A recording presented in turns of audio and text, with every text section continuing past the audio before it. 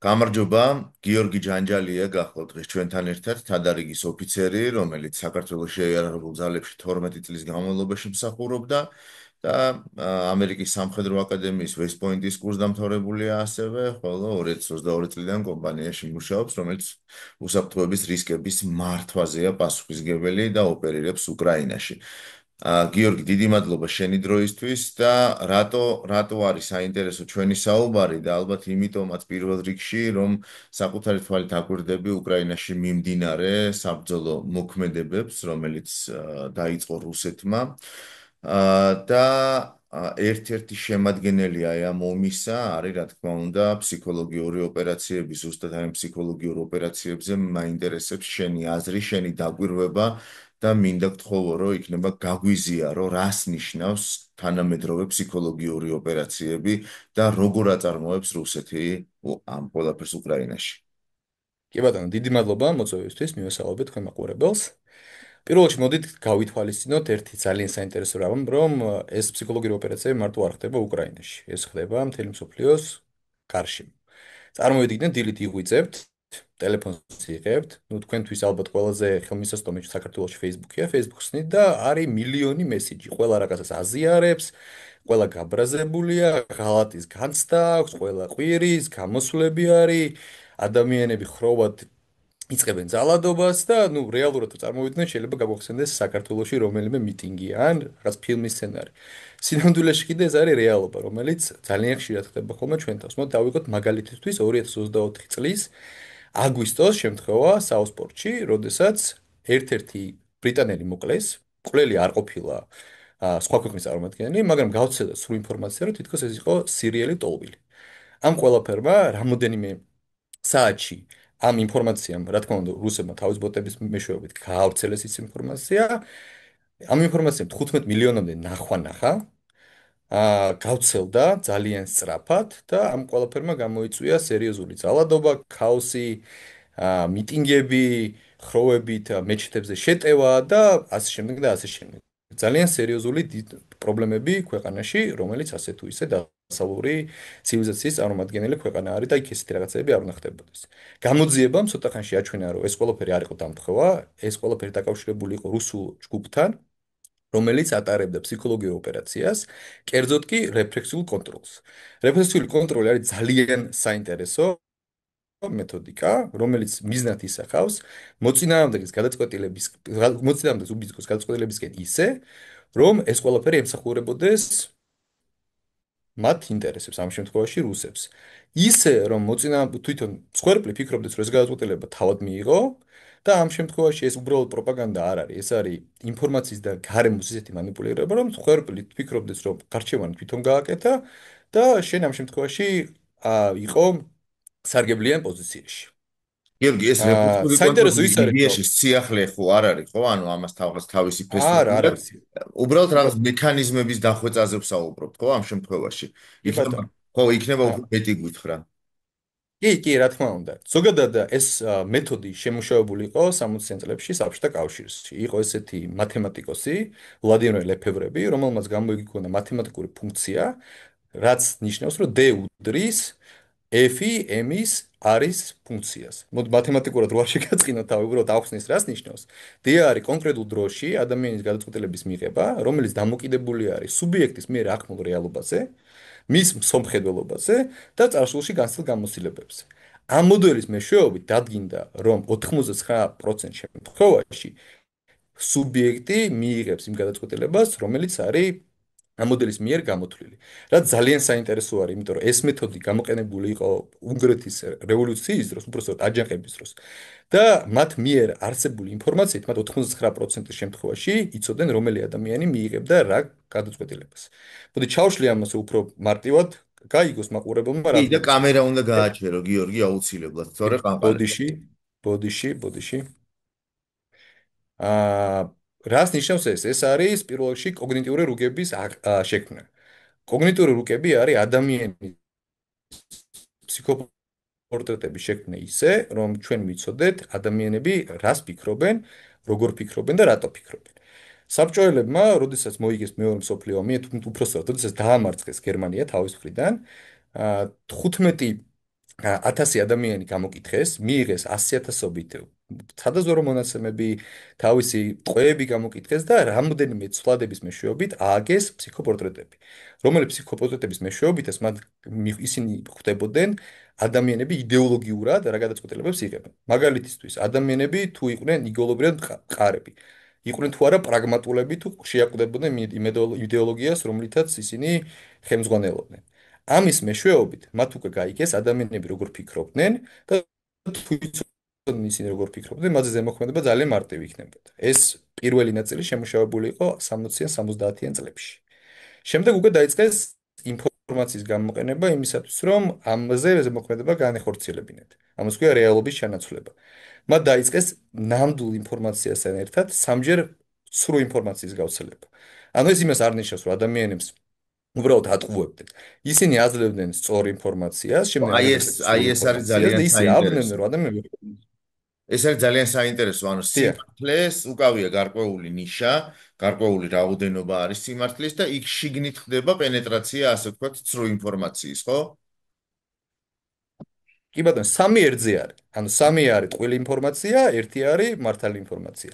და ეს მარტო საზოგადოებაში არ ხდება, ეს ხდება სადაზვერო მონაცემების გავრცელების დროსაც. მაგალითად, მათ თუ იცოდნენ, რომ წყარო იყო გადაბირებული, ისინი მოწინააღმდეგე სადაზვერო ორგანიზაციებს აძლევდნენ ერთ სწორ ინფორმაციას, სამ არასწორ ინფორმაციას და მერე აბნევდნენ, იმიტომ რომ ინფორმაციები ერთმანეთს არ ემთხვეოდა, ოფიცრები ვერ ხვდებოდნენ რა იყო სწორი, რა არ იყო სწორი და სულ იყვნენ გაურკვევლობაში. ანუ ერთგვარად აბრმავებდნენ ინფორმაციით. შემდეგ უკვე დაიწყეს ამ ყველაფერთან ერთად ენის გამოყენება, როგორც იარაღის. ზოგადად ჩვენ ვართ ემოციური ქმნილებები. ჩვენ ძალიან მარტივად შეიძლება ჩვენ ზემოქმედება ემოციების მეშვეობით. მაგალითისთვის, უარყოფითი სიტყვები, როგორიც არის მოღალატე, მტერი, კრიზისი, ნაცისტი, ძალიან ხშირად გაგვიგია, ხო? დიპფეიქი. ეს ყველაფერი იწვევს ჩვენში ძალიან ნეგატიურ ნეგატიურ განცდებს და შემდეგ ამ ინფორმაციის დაჯერება ჩვენთვის უფრო მარტივი არის, იმიტომ რომ ჩვენ ემოციაზე მოქმედებთ. MIT-მ გააკეთა სწავლა, რამაც დაამტკიცა, რომ 70% შემთხვევაში სრულ ინფორმაცია უფრო მარტივად ვრცელდება. ეს ყველაფერი არის იმქიდან გამომდინარე, რომ ჩვენ ვართ ძალიან დამოკიდებული ემოციაზე. ალბათ თქვენს წაგიკითხავთ ინფორმაცია, ხო, რომელიც გაბარაზებს ან იწვევს რაღაც იმედგაცრუებას, ან ასე შემდეგ და ამ შემთხვევაში ჩვენ ყოველთვის ვინახავთ, რომ ეს გავაზიაროთ ეს ინფორმაცია. და ამ დროს უბრალოდ ამას იყენებენ რუსები, რომ ჩვენ გვაზიარებინებენ ამ ემოციურ ნარატივებს, ისე რომ ან მათ წისქულზე დავასხა წყალი, ან კიდე უბრალოდ შექმნან დაბნელება გარემოში და საზოგადოებებში. და ანუ ეს შენ 90-იან ენაც წლებში ხო, ენაც ახსენე, ბოდიში გაწყვეტინებ, ენა ახსენე და იმ ძალიან მაინტერესებს, რომ ენის გამოყენება ინსტრუმენტად როგორ ხდება. ზოგადად დამტკიცებული არის, რომ 11.3 ჰერცზე თუ არის, ანუ მაგალითად თუ მიგოწოდება აი ამ სიხშირეზე ჩვენ რაღაც სიტყვები, ჩვენი ტვინი ამათ უფრო ადვილად აღიქვამს, უფრო ილექება ჩვენ ტვინებში და შემდეგ ამ ინფორმაციის ამორეცხვა ძალიან რთული არის. ზუსტად აი ამ სიხშირეზე არის მორგებული ის ნეგატიური ემოციები, ის სიტყვები და აქედან გამომდინარე ისინი ილექება ჩვენ ტვინებში და მე სულ რომ ნამდვილ ინფორმაციას გავიგოთ, ჩვენ ამის ამოგდება გვიჭირს. ესე მუშაობს ჩვენი ტვინები. და მათ ანუ ეგრეთ წოდებულად ანუ ცდილობენ რომ დაჰაკონ ჩვენი ფსიქოლოგია ჩვენს წინააღმდეგ ამ ენის როგორც იარაღად გამოყენებით. უბრალოდ ეს სულ არაფერი ეს ყველაფერი არ არის, ეს არის 90-იან წლებამდე. ეს არის მეთოდი შემუშავებული 90-იან წლებამდე. თუმცა ამ ყველაფერს ეხება ემატება ახალი ტექნოლოგიები. 2000 წლებიდან ინტერნეტი უკვე გახდა ასე თუ ისე ხელმისაწვდომი ყველასთვის და მათ დაიწყეს ინფორმაციების გავრცელება ინტერნეტის მეშვეობით. შემდეგ შეიმუშავეს მოდელები, დაიწყეს ამ მოდელების კვლევა, ანუ რომელი მოდელი უფრო კარგად მუშაობს, რომელი სიტყვები სკრებული უფრო კარგად მუშაობს. ხელოვნურ ინტელექტთან ერთად კი მათ უკვე დაიწყეს არა მარტო ინფორმაციების მოტყუება, არამედ დიპფეიკების შექმნა, სურათების შექმნა, რომელიც ტყუილი არის და ამეებით ადამიანის ადამიანის ტვინების ისე მანიპულირება, რომ ეს ადამიანები ფიქრობენ, რომ სწორ ინფორმაციას იღებენ, იმიტომ რომ ვერ ხვდებიან, რომ ხელოვნური ინტელექტს აქვს იმის საშუალება, რომ უბრალოდ შექმნას ვიდეო, სადაც ერთი ადამიანი, რომელიც ჩვენთვის შეიძლება ცნობადი სახე იყოს, აკეთებს და ამბობს ისეთ რაღაცას, რაც ტყუილი არის. უმეტეს ადამიანს ეს წარმოუდგენლად მიაჩნია, მით უმეტეს ძველი თაობების წარმომადგენლებს, იმიტომ რომ მათ არ აქვთ იმის აღქმა თუ რა შეუძლია ტექნოლოგიებს. ეს არის მოკლედ იმ მეთოდოლოგიასთან და მეთოდზე, რასაც რეფლექსური კონტროლი ქვია. გიორგი, 90-იანები და 2000-იანების დასაწყისი აღნიშნე. მოდით აი დღევანდელ დღეზე გადმოვიდეთ, დღევანდელ დიახ, დღეზე გადმოვიდეთ და ძალიან საინტერესო არის. ყველა ვაკვირდებოდ 2014 წელს როგორი იყო მაგალითად ეს ფსიქოლოგიური ოპერაციები, დეზინფორმაცია, манипуляция და ასე შემდეგ, მაგრამ თვისობრივად სხვა არის მაგალითად 2022-ში და ახლა 2025-ში. აი ეს დიფერენციაცია თუ შეგიძლიათ მოგვაწოდოთ და გითხრათ მაგალითად ხარისხობრივი სხვაობები როგორ დაალაგდა ამ პერიოდში. კი, რა თქმა უნდა, 2022 წლიდან ხელმისაწვდომი არის ხელოვნური ინტელექტი. Deepfake-ები ეგრეთ წოდებული, რაც ნიშნავს იმას, რომ ტყუილი ვიდეო შექმნა, ანუ 2014 წელსაც იყო შესაძლებელი, თუმცა დღევანდელ დღეს ხელოვნური ინტელექტი ამ ყველაფერს ძალიან ამარტივებს. ჩვენ თქვენ შეგიძლიათ შეხვიდეთ რამდენიმე პლატფორმაზე და შექმნათ ვიდეო, სადაც თქვენს მიერ შექმნილი პერსონა აკეთებს თქვენს მიერ დაგეგმილ სცენარით რაღაცებს. ეხლა წარმოიდგინეთ, ჩვენ ახლა ვლაპარაკობთ გართობაზე, ხო? ჩვენ შეიძლება შევქმნათ ვიდეო, სადაც ბავშვები თამაშობენ ფეხბურთს. ან გოგოები ცეკვავენ. ან მაგალითისთვის ვიღაცები ცდილობენ რაღაც ხელჩართულ ბრძოლაში მიიღონ მონაწილეობა. მაგრამ თუ ამ მოდელებს ავიღებთ, ფილტრებს მოვხსნით გადავწერთ კომპიუტერზე და გავაკეთებინებთ ძალადობას, ესე შესაძლებელი არის. აქედან გამომდინარე, იქნება ძალადობრივი ვიდეოები, ან იქნება ტყუილი განცხადებები, მაგალითად 2022 წელს გავრცელდა ცოტა რამდენიმე საათი გავრცელდა ზელენსკის მიმართვა უკრაინულ ენაზე თავის მოქალაქეებისთვის, რომ ის ნებდებოდა. 120,000 ადამიანმა ნახა ეს ყველაფერი და ვინც ნახა, იქიდან 18%-მა დაიჯერა. ასაკ ზოგადად რო შეხედოთ ვიდეოს კი ეტყობა რომ ტყუილი არის, მაგრამ და შეკითხვაც გვიშდება რატომ დაიჯერა, ხო? მაგრამ ამასთვის არის აუცილებელი გავიგოთ თუ რამდენად კარგად იცნობენ ისინი უკრაინულ საზოგადოებას. კვლევებით დაფიქსირებული არის რომ 50%-ზე მეტი უკრაინელების ციფრულ ტექნოლოგიებში ვერ ერკვევა კარგად. რაც იმას ნიშნავს, რომ მათთვის გაუგებარი არის, როგორ შეიძლება შეიქმნას ხელოვნური ინტელექტის მეშვეობით ისეთი ვიდეო, სადაც მათი პრეზიდენტი განცხადებას აკეთებს. ამ ყველაფერმა ზოგადად გამოიწვია დაბნეულობა იმ რეგიონებში მარტო საზოგადოებაში არა სამხედროებშიც კი. მაგალითისთვის ამ ინფორმაცია ხარკოვის ოპერაციის დროს 57 წუთით შეამცირა ასეთმა განცხადებამ 57 წუთით შეამცირა რეაგირების დრო. რამაც სერიოზული პრობლემები შეუქმნა მანევრებს და იმ სამხედროებს, რომლებიც ჩართულები იყვნენ ამ მანევრში, იმიტომ რომ გაურკვევლობაში იყვნენ, ვაკუუმი იყო ინფორმაციული შექმნილი და არ იცოდნენ რა გააკეთებენ. იმიტომ რომ ერთი მხრივ მათი ლიდერი ამბობს ერთს, მეორე მხრივ მათი გენერლები ეუბნებიან რომ გადავიდნენ შეტევაზე. ხო, ამ შემთხვევაში ეს დაბნეულობა ქმნის ვაკუუმს და პრობლემებს უქმნის იმ ადამიანებს, რომლებიც ჩართულები არიან ასეთ ოპერაციებში. ამ 57 წუთმა რა გავლენა მოახდინა? ანუ იყო სერიოზული შედეგები გამოიწვია ამან? 2022 წელს ზოგადად ხარკოვის ოპერაცია საბოლოო ჯამში წარმატებით დამთავრდა, თუმცა ჩვენ გვაქვს, ოდესაც სამხედრო ოპერაციებზე ლაპარაკობთ, ლაპარაკი გვაქვს ადამიანის სიცოცხლეებზე. ხო მართალია არის, როდესაც დაბნეულობა არის ბრძოლის ველზე, ადამიანები ვერ იღებენ იმ გადაწყვეტილებებს იმ სისწრაფით, რაც სისწრაფითაც უნდა იღებდნენ და ადამიანები კვდებიან. აქედან გამომდინარე, ჩვენ შეგვიძლია ვივარაუდოთ, რომ კრიტიკულად დამთავრდა ეს 57 წუთი, იქიდან გამომდინარე, რომ ის ადამიანები, რომლებიც შეიძლება გადარჩენილი იყვნენ, მოკვდნენ, იმიტომ რომ მათმა მეთაურებმა ვერ მიიღეს ის გადაწყვეტილებები, რაც უნდა მიიღოს. აქედან გამომდინარე, ეს ძალიან კრიტიკული და მნიშვნელოვანი არის.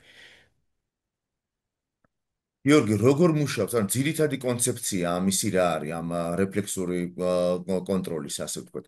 როგორ მუშაობს ეს ყველაფერი? კი ბატონო. პირველ რიგში მინდა გავამახვილო ყურადღება ემოციაზე. ემოცია არის ძალიან მნიშვნელოვანი. იქიდან გამომდინარე, რომ ეს ქმნის ყრუ და ბრმა ზონებს ჩვენ ტვინებში. როგორც კი ჩვენ ვიღებთ ემოციურ რაღაც განცხადებას, ჩვენ გვაუწყდება ყველაფერი. ჩვენ უბრალოდ ბრაზდებით, მით უმეტეს თუ ნეგატიური არის და ჩვენ აი ამ ემოციას ვყვებით. შემდეგ რაც ყველაზე მთავარი არის, ეს პირველი ემოცია იყინება ჩვენ მეხსიერებაში. სულ ტყუილი იყოს, ეს ჩვენ დიდი ხნის განმავლობაში გვახსოვს. და ძალიან მარტივი არის შემდეგ სხვა ემოციური განცხადებებით მისი გაგვიძება. და რაც ყველაზე მთავარი არის, თუ რაღაცას დავინახავთ ემოციურს, ან ძალადობრებს, ესეც ძალიან ილექება ჩვენ მეხსიერებაში და ქმნის პრობლემას. მაგრამ ეს სულ ყველაფერი არ არის, აქ ბიოქიმიური მექანიზმებიც მუშაობს, რომელიც ძალიან საინტერესო არის. ეხ საინტერესო ნამდვილად. პირველ რიგში აღმოჩენილი არის, რომ კონსპირაციული თეორიის გამჟღავნება იწვევს დოპამინის ამაღლებას. ანუ ჩვენ სიამოვნებას განვიცდით, როდესაც ჩვენ აღმოვაჩენთ, რომ აი რაღაცა რა ისიც ამდენ ხანს გვჯეროდა მასონების ლოჟის მაგალითად, ეს ამ წევს დოპამინს და ჩვენ კარგად ვზნობთ თავს. მეორე შემთხვევაში კორტიზოლი იკლევს, როდესაც ადამიანები მარტივ ახსნას უგონებენ რთულ პრობლემებს. აი მაგალითისთვის თუ ეკონომიკურად რუსეთში რთული პრობლემები არის, ისინი თუ დააბრალებენ ამ ყველაფერს დასავლეთს, ისინი ნაკლებ სტრესს განიცდიან. აქედან გამომდინარე კორტიზოლი იკლებს. ასევე ოქსიტოცინი გამოიმუშავება, ეს არის ჯგუფური სოლიდარობის გაძლიერების შემთხვევაში. რაც იწვევს პოლარიზაციას. მაგალითისთვის, ინფორმაციები არის ყოველთვის მიმართული მოწყვლად მხარეებზე საზოგადოებაში. იმ ადამიანებზე, რომლებიც მარტივად იჯერებენ რაღაცეებს, ქმნიან მათით ბაბლებს და იწვევენ პოლარიზაციას. რომ შემდეგ საზოგადოებაში შეიქმნას ქვესაზოგადოებები, რომლებიც იქნებიან ერთმანეთის წინააღმდეგ და მარტივი არის მათი დამარცხება. მაგალითისთვის, დასავლეთ უკრაინია, აღმოსავლეთ უკრაინის წინააღმდეგ. უკრაინული ეკლესია, რუსული ეკლესიის წინააღმდეგ. შემდეგ მუსლიმები ქრისტიანების წინააღმდეგ, რუსულენოვანი უკრაინელები უკრაინულენოვან უკრაინელების წინააღმდეგ. რო დაელაპარაკო ჯარისკაცებს, ეს პრობლემა ფრონტზე საერთოდ არ არის. ეს პრობლემა არის მხოლოდ საზოგადოებაში, რომლებსაც გონიათ, რომ ამ ყველაფრით ისინი იცავენ თავის ქვეყანას. რეალურად კი ეხმარებიან მოწინააღმდეგეს, რომ გაავრცელოს დეზინფორმაცია, შექმნას პანიკა და დასახსოვს მათი საზოგადოება. დიახ, ძალიან მე მან საინტერესო კიდე დიახ, ფსიქოლოგიური დიახ. ასპექტიც იქიდან გამომდინარე, ჩვენ როგორც ადამიანები გვიყვარს, ოდესაც რაღაცას ვადასტურებთ და მაგალითად ჩვენ თუ რაღაცას გვჯერა და ამის შესახებ სადმე წავიკითხავ, გონია რომ ეს სიმართლე არის. იმიტომ რომ ჩვენი ეგო გვეუბნება რომ აჰა, ხო მართალი იყავი, ხო ამბობდი. მით უმეტეს თუ ეს ინფორმაცია არის რაღაც კონსპირაციულ თეორიასთან დაკავშირებული. ანკერის ეფექტი არის, რაც ნიშნავს იმას, რომ ჩვენ თუ რაღაცას მოვისმენ პირველად, მარტივი არის ამ ყველაფერზე შეფასების გაკეთება, ეგრევე. იმიტომ რომ რაღაცას როგორც კი მოვისმენთ, ის ილექება ჩვენ twin-ებზე, ამ შეფასებას ვაკეთებთ და ეს ყველაფერი გამახსოვრდება.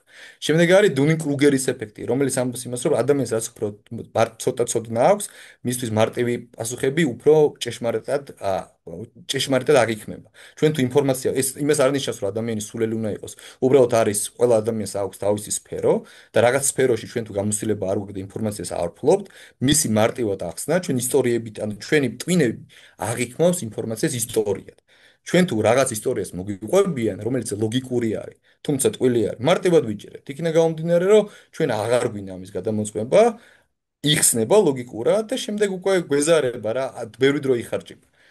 და საბოლოო ჯამში ხროვის ეფექტის გაგიგიათ ხომ მართალი არის თუ როდესაც ბევრ ადამიანს ჯერა რაღაცის ჩვენ სხვენია რო თქვა რომ ეს სიმართლე არ არის ძალიან რთული არის ამ ხროვის ეფექტიდან გამოსვლა იქიდან გამომდინარე რომ ჩვენ არ გვინდა საზოგადოებაში რომ ვიყოთ განდეგილები არ გვინდა რომ საზოგადოება აღვიქვამდეს ჩვენ როგორც თეთრ ყვავებს ადამიანებს, რომლებიც განსხვავდებიან. იმის მიუხედავად, რომ ხანდახან ეს საჭიროა ხოლმე და ძალიან ბევრ სიმამაცესთან დაკავშირებული, რომ ადამიანებმა უბრალოდ ადგენენ და თქვან, რომ რაღაცა ტყვილი არის. იმის მიუხედავად, რომ ეს კრიტიკას გამოიწვევს. გიორგი, განხორციელების პროცესი როგორ მიმდინარეობს? აი თვითონ ახლა თქვენ აკვირდებით უკრაინაში ხართ და აკვირდებით მანდ როგორ მუშაობს ეს ყველაფერი, ხო? კი გითხარით 2022 წლის მაგალითის მოგვიყვანეთ ამ 47 წუთის შესახებ, მაგრამ აი დღეს უკვე 2025-ში ეს განხორციელების პროცესი როგორ მიმდინარეობს? თითქოს ყველაფერი ცნობილია, ხო? ანუ რომ ეს ამ ყველაფერს იყენებენ მოსახლეობის დასათრგუნად, მაგრამ ნუ რაღაცა მუდმივი ცვალებადობის რეჟიმი მიმდინარეობს, ხო? ანუ მოწინააღმდეგეც ხვეთს რაღაც თავის ასე ვთქვათ ამ ინსტრუმენტებს და მეთოდიკას. როგორი კი არის? ბატონო. აი რა იცვლება? ინფორმაციული არხები. იცვლება ინფორმაციები და ხდება მორგება იმ ადამიანის twin-ებზე, რომელ ადამიანებსაც გავრცელებული აქვს თავის მონაცემები ინტერნეტის მეშვეობით. მაგალითისთვის 2016 წელს ესეთი კომპანია იყო Cambridge Analytica, რომელიც მოღვაწეობდა პოლიტიკურ კონსულტაციის სფეროში. ან პოლიტიკოსებს კონსულტაციას აძლევდა. რეალურად ისინი აკეთებდნენ მონაცემების მაინინგს და ამ მონაცემების მიხედვით ადამიანებს იმ ინფორმაციას აწოდებდნენ, რა ინფორმაციის გაგებაც უნდოდათ. როგორ გავცელდა ეს ყველაფერი ზოგადად დიდი გამოძიების ისევ გამოძიების ქვეშ არის რაღაცა შედეგები კი მიღებული იყო, თუმცა დღევანდელ დღეს ჩვენ ვიცით, რომ რაღაცა ქვიზი გავცელდა Facebook-ზე. ამ ქვიზის მეშვეობით 120-მა თუ რამოდენიმე ათასმა ადამიანმა თავისი მეგობრების ინფორმაციას გასცა და რეალურად 50 მილიონი ამერიკელის ინფორმაცია მიიღო Cambridge Analytica. თითო ადამიანზე ჰქონდათ 5000 მონაცემი. ამ 5000 მონაცემის მეშვეობით მათ ისე გააკეთეს ინფორმაციის манипуლირება, რომ მათ აძლევდნენ იმ ინფორმაციას, რომლის გაგებაც უნდოდათ. დღევანდელ დღეს რუსებიც აგრძელებენ დაახლოებით იგივე კეთებას. ისინი ავლენენ მოწყვლად რგოლებს საზოგადოებაში, მოწყვლად და ემოციურ აა, იდეოლოგიებს, წარმოდგენებს, ამ ყველაფრის ექსპლუატაციას აკეთებენ და შემდეგ ემოციების საშუალებით აფეთქებენ რაღაცა საზოგადოების ნაწილებს. როდესაც რაღაცა საზოგადოების ნაწილი აფეთქდება, შემდეგ ეს პანიკა იმ საზოგადოებაზე გადაივლის, რომელსაც შეიძლება ამ ყველაფრის არ ჯეროდეს, მაგრამ უწევს ამ ყველაფერთან ბრძოლა. მაგალითისთვის, თუ ინფორმაცია იმაზე, რომ რუსული ეკლესია უკრაინაში ატარებს საინფორმაციო და სადაზვერო ოპერაციებს არის ყველასთვის ცნობილი ამბავი, ამის ამის წინააღმდეგ ძალიან უჭირთ უკრაინულ სპეცსამსახურებს რეაგირება, იმიტომ რომ ადამიანებს ამისი არ ჭირთ. ადამიანები ამბობენ, რომ ჩვენ ამისი არ ჭირთ თქვენი თხოვებით და აქედან გამომდინარე ეს აფეთქებული საზოგადოების ნაწილები არ აძლევენ იმ ორგანიზაციებს, რომლებიც წესრიგი უნდა დაიცვან და უნდა შექმნან იმისი ფონი, რომ უკრაინამ გაიმარჯვოს რეაგირების საშუალებას. ეს არის ერთ-ერთი მაგალითი. ისინი სწავლობენ ყოველდღიურად, რომელი მიმი, ვიდეო, ფრაზა ყველაზე მეტ ეფექტს ახდენს და შემდეგ ამ ეფექტების მიხედვით ცდილობენ მოარგონ თავის სამიზნის საზოგადოებას და აუდიტორიას ეს ინფორმაციები ისე, რომ მათში გამოიწვიონ ემოციურობა. მოდი რეალიზაციის კიდევ სიცხვია რამდენიმე ორ და მაგალითი არის. კიდევ რამდენიმე მაგალითი მოვიყვანოთ რა თუ შეიძლება მაგაზე და ორივე კი ბატონო, მიმართულებით ანუ როგორც კი სამხედრო ბატონო. ასევე პოლიტიკური. კი ბატონო, მოდით საინტერესო მაგალითი არის ლიზა საქმე არის გერმანიაში 2016 წელს. მათ შექმნეს, რუსებმა შექმნეს ინფორმაცია, პატარა ვიდეოც იყო ცრუ, რომ თითქოს 13 წლის გოგო, რომელიც იყო რუს-გერმანელი, გააუპატიურეს მიგრანტებმა და მერე მოკლეს. ამან გამოიწვია საშინელი აურზაური. ანუ გამოიწვია გამოსვლები, ძალადობა, შეხლა-შემოხლა და რაც ყველაზე მთავარი საზოგადოებების შორის დაპირისპირება. ჩვენ შეიძლება ვთქვათ, რომ ეს ტყილი იყო, მაგრამ ახლა მე და თქვენ რომ ვიჭხუბებთ, მე ძალიან რთული არის იმის თქმა, რომ ტყილზე ვიჭხუბეთ, ხო მართალი არის ბრაზი, მაინც გვამახსოვრდება. წარმოიდგინეთ ორ ადამიანს შორის ჭხუბი რა რთული მოსაგვარებელი არის, მაგრამ საზოგადოებების შორის ჭხუბის და კონფლიქტის მოგვარება კიდევ უფრო რთული არის. ეს იწვევს პოლარიზაციას გერმანელები მიგრანტების წინააღმდეგ და შემდეგ ეს ქმნის შუღლის წინაპირობას და შეიძლება მე სხვა რაღაცეების გამოც ამ ადამიანებმა ერთმანეთის მიმართ ძალადობა გამოიყენონ. ეს არის ერთ-ერთი მაგალითი. მეორე მაგალითი კიდევ ძალიან საინტერესო ცოტა ხანს წინ გავცელდა რომელმაც დიდი ვერაფერი ვერ იქნა. გახსოვთ, როდესაც გავცელდა ხელსახოცის სურათი მაკრონ ვაგონიდან, სადაც ვითომდა ნარკოტიკული საშუალება იყო საქართველოშიც გამოყენებული. აიტაცეს ეს ყველაფერი საკმაოდ ბევრ. ყველგან აიტაცეს ეს ყველაფერი, ექსი მოიცვა, LinkedIn-ზე გავცელდა ეს ინფორმაცია და შემდეგ ელიცის სასახლეს თვითონ მოუწია განმარტების გაკეთება. როდესაც განმარტებას აკეთებს ასეთი ორგანიზაცია და ინსტიტუცია, ეს იმას ნიშნავს, რომ ამან ასე თუ ისე იმუშავა. რა ქნა ამ ყველაფერმა, ხო? ამ ყველაფერმა ნდობა დააკარგინა ამ ინსტიტუციების მიმართ ხალხს, დასავლეთშიც და აღმოსავლეთშიც, უკრაინაშიც, იქიდან გამომდინარე, უკრაინელები ეხლა არიან გაუგებრობაში, ვერ გაუგიათ, რა ხდება? მე იფიქრეს, რომ აგერ მათ პრეზიდენტზე ამბობენ, რომ ნარკომანია და ალბათ იფიქრეს, რომ ამან რავი წავიდე და თავისი გაუზიარაო. ისინიც რავი ამ კოკაინით აიფში დატოვა და ასე ილაპარაკეს და ჩვენ ნარკომანები გვიზღებიან წინ, ხო ხედავთ ეს რა პრობლემა არის და ეს იწვევს დაძაბულობას, აგრესიას და პატარა ბზარებს აჩენს. ეს არის ერთ-ერთი მაგალითი, ეს იმას ანიშნავს, რომ ამ ყველაფერმა რაღაცა შედეგი გამოიწვია უკვე, მაგრამ ბზარი გააჩინა. ამ ბზარს კიდე დიდი ბზარი დაემატება, კიდე რაღაცა დაემატება და საბოლოო ჯამში იფეთქებს. ამისთვის არის ძალიან მნიშვნელოვანი, რომ ადამიანებმა ეს ინფორმაციები გადაამოწმონ. ძალიან საინტერესო არის კიდე 2022-24 წლებში ალბათ გიქნება ნახე როგორ უკრაინელი ჯარისკაცები აღიარებებს როგორ აკეთებენ რომ მათ აა, აიძულებენ რომ იბრძოლონ რომ მათ ნაცისტები მართავენ და იმეორებენ რუსულ ნარატივს ერთ-ერთში ხო ეს ადამიანები წამებისგან გამომდინარე აკეთებენ ამ განცხადებებს მაგრამ ეს ინფორმაციები მე გამოყენებული არის შიდა აუდიტორიაზე რაც ამტკიცებინებს კრემლს რატომ აკეთებს იმას რაც აკეთებს და შემდეგ უკვე იმ უკრაინელებზე რომლებიც მოწყვლადები არიან და ვერ გადაუწყვეტიათ რომ მხარეს უნდა იყვნენ იმიტომ რომ ომამდე კარგად ცხოვრობდნენ ეხლა დანგრეული აქვთ სახლები მათზე მოქმედებენ და აიძულებენ მათ რომ შეიცვალონ მხარეები. კიდე შეგვიძლია ერთი ძალიან საინტერესო მაგალითი თქვათ, რომელიც ლატვიაში მოხდა, ენის რეფორმა ჩატარდა და მათ უნდათ რომ ლატვიური ენა ყოფილიყო ყველა ინსტიტუციაში, როგორც ნორმალურ ქვეყნებში არის, მთავარი ენა.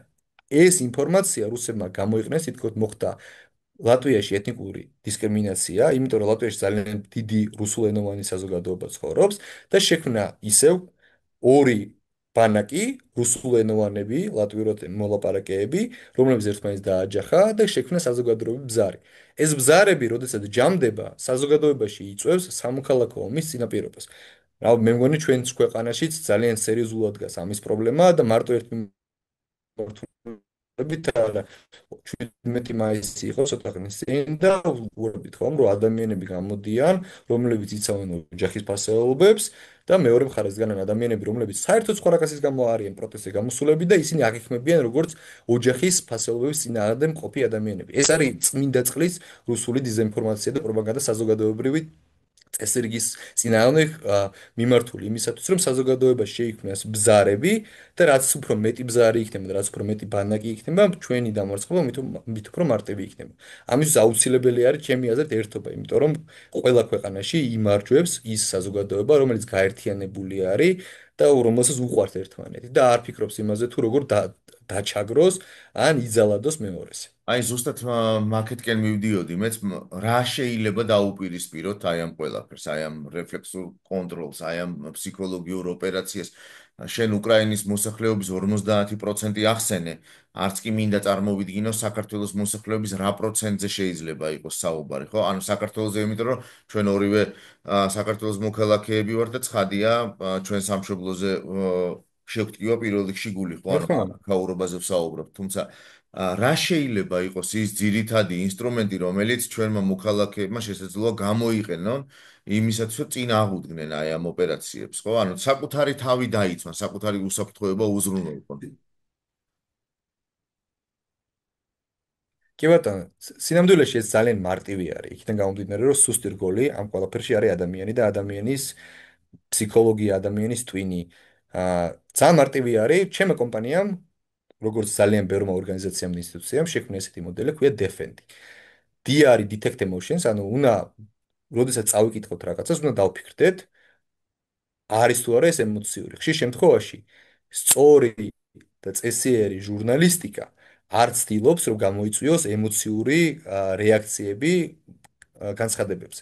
თუ ჩვენ რაღაცას წავიკითხავ და ზედმეტად ემოციური არის, ალბათ დავფიქრდეთ, რომ ამაში არის ტყუილის ელემენტები, იმისათვის, რომ ჩვენ შეიძლება შევამოწმოთ რა წყარო არის. რეპუტალური, ანუ ის წყაროები, რომლებიც ავრცელებენ ინფორმაციას, თავისი რეპუტაციით დაინტერესებულები არიან. აქედან გამომდინარე, ხშირ შემთხვევაში ეცდებიან, რომ ტყუილი ინფორმაციები არ გაავრცელონ. თუ ჩვენ ნახავთ, რომ წყაროს შესახებ არაფერი არ გაგვიგია და რაღაცა წყარო არის, რომელიც გუშინ პირველად ნახეთ, ალბათ უნდა დავფიქრდეთ და რომ ვიფიქროთ, რომ ეს არ არის ის წყარო, რომელსაც უნდა დაუჯეროთ, უნდა გადავამოწმოთ ეს ინფორმაცია. შემდეგ უნდა ვცადოთ და გავუყვეთ აგენდას. ანუ რა აჯენდა არის, რისთვის არის ეს ყველაფერი შექმნილი. რას აკეთებს, რა როგორია გზავნილი აქვს ამ ძვირთესლი, ხო? ყველაფერს. რისთვის თქვენ გვიბიძგებს. ხო მართალია, იმიტომ რომ ყველა ინფორმაცია ასეთი ადამიანს უბიძგებს, რომ რაღაცისკენ წავიდეს. მაგ ხშირ შემთხვევაში არის რომ ჩვენ გვიღალატეს. ან ჩვენ ქართველობას გვართმევენ. დაახლოებით ერთ-ერთი ნაწილი არის. ხო, როდესაც ესეთი განცდა გვეუფლება, ხშირ შემთხვევაში ეს დეზინფორმაცია არის და იმისთვის არის მოგონილი, რომ ჩვენი манипуლირება მოახდინოთ. ყველაზე მნიშვნელოვანი კიდევ არის ამ ყველაფერში ჩვენ უნდა შევძლოთ წყაროების, ანუ სხვა წყაროებთან შედარება. როდესაც რაღაც ინფორმაციას ვიღებთ და მარტო ერთგან არის გამოსულ. ეს იმას ნიშნავს, რომ ეს ინფორმაცია მარტო დასტურდება ერთი წყაროსგან. რამოდენიმე წყარო, ხშირ შემთხვევაში ისეთი წყაროები, რომლებსაც კარგი რეპუტაცია აქვთ, გინ დასავლური, გინ ქართული, უნდა გამოვიყენოთ და ვნახოთ ისინი თუ იგივეს იმეორებენ. ძალიან კარგი ინსტრუმენტი არის ხელოვნური ინტელექტი, რომელსაც წამებში შეუძლია ასეთი ინფორმაციის გადამოწმება. არაფერი არ ვჭირდება, უბრალოდ უნდა დავაკოპიროთ, ჩავაგდოთ და ვკითხოთ ხელოვნურ ინტელექტს, არის თუ არა ეს დადასტურებული ფაქტი. მაგალითისთვის, ხელოვნური ინტელექტის მოტყუება შესაძლებელი არის და მასზე დამოკიდებულება არ შეიძლება მარტო. ერთ-ერთი მაგალითი მერცის არჩევნების დროს იყო, როდესაც ის პირველი მოსმენით არ აირჩიეს, ხელოვნურმა ინტელექტმა გაავრცელა ასეთი ინფორმაცია, რომ ის აღარ მიიღებდა მონაწილეობას კენჭისყრაში. აა ამას ქვია ხელოვნური ინტელექტის მოწამვლა და ამას რუსები ძალიან ეფექტურად იყენებენ. თუმცა ყველას მოწამვლას ისინი ვერ შეძლებენ. ამიტომ რამოდენიმე ინსტრუმენტი უნდა გქონდეს, რომელშიც გადავამოწმებთ, ვნახთ რამდენად მართალი არის ის ინფორმაცია და შემდეგ უკვე დავიწყოთ ფიქს შეიძლება თუ არა ამის დაჯერება. და რაც ყველაზე მნიშვნელოვანი არის, როდესაც ემოციურ რაღაცას ვიგებთ, არ უნდა გავავრცელოთ. მე ვხვდები, რომ ეს ძალიან რთული არის, მით უმეტეს, როდესაც ერთ ბანაკში ვარ და გვინდა რომ ჩვენ ბანაკის წევრებს რაღაცა უთხრათ, მაგრამ ასეთი ემოციური ინფორმაციის გავრცელება ქმნის საზოგადოებაში განხეთქილების საფრთხეს. როდესაც ერთი საზოგადოება მეორე შეიძლება დაეჯახოს და თავისთვის, ამ ორივე საზოგადოებისთვის სავალალო შედეგამდე მივიდეს. ანუ ჩვენი მთავარი მიზანი არის გამარჯვება. ჩვენ უნდა გავიმარჯვოთ ერთად. ერთი საზოგადოება მეორე საზოგადოების გარშემო ვერ გაიმარჯვებს. აქედან გამომდინარე, ყველაფერი უნდა იყოს მიმართული იმისათვის, რომ ჩვენ გავერთიანდეთ და არა უფრო დავიხლიჩოთ. იმიტომ რომ დახრეჩის შემთხვევაში ჩვენ უფრო სუსტები ვართ და ჩვენზე ზემოქმედება მით უფრო მარტივი არის. გიორგი, ძალიან დიდი მადლობა მინდა გითხრა. ეს არის ამოუწურავი თემა, რომელშიც ვიხარშებით ყველა ერთად, ყველა ვართ სამიზნე, რაღაცა ინფორმაციები ვრცელდება, შესაძლოა ჩვენ და უნებურად ჩვენ თვითონაც ვერ ვატარებდეთ საჭირო ფილტრში და შენის ნებართვით აუცილებლად დაგიბრუნდები კიდევ და განვაგრძოთ ამ თემებზე საუბარი, იმიტომ რომ მეტად ვფიქრობ, რომ სასიცოცხლო აუცილებელია ყველა მიცოდეს. მით უმეტეს ესე სიღრმისეულად მოყოლებული, რა ვიცი, ადრეული მე-20 საუკუნის მეორე ნახევრიდან და ასე შემდეგ. თუმცა ეს ფსიქოლოგიური ოპერაციები მანამდეც იყო, ესე იგი, არსენალში სხვადასხვა ეპოქის მმართველებისა. ძალიან დიდი მადლობა და დროებით. რამოდენიმე წუთი და მადლობა გადაუხადო ჩვენ სამხედროებს. მინდა მადლობა გადაუხადო ჩვენ სამხედროებს, რომლებიც იარაღით ხელში იცავენ ჩვენი ქვეყნის ინტერესებს, იმიტომ რომ ეს არიან ადამიანები, რომლებიც ჩვენი თავისუფლების სადარაჯოზე დგანან. ყოველი მათგანი არის გმირი, იმიტომ რომ ადამიანი, რომელიც იარაღით ხელში იცავს საქვეყნოს თავისუფლებას და კონსტიტუციას, ის სხვა არაფერი და გმირი არის. მადლობა მათ. დიდი მადლობა.